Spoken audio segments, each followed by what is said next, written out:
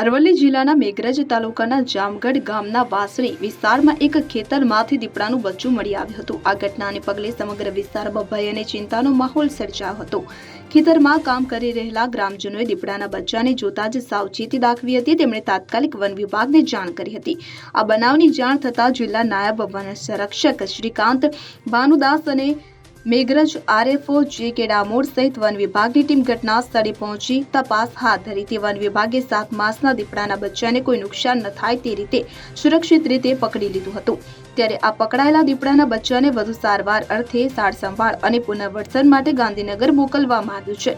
One વિભાગ દ્વારા ગ્રામજનોને અપીલ કરવામાં આવી છે કે કોઈ પણ જંગલી પ્રાણી દેખાય તો તરત વન વિભાગને જાણ કરવી। વન વિભાગે આસપાસના વિસ્તારોમાં દેખરેખ અને પેટ્રોલિંગ પણ વધાર્યું છે।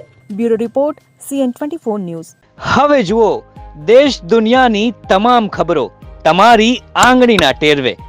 ઉઠાવો મોબાઈલ અને Google Play Store પરથી ડાઉનલોડ કરો અમારી CN24 ન્યૂઝ મોબાઈલ એપ।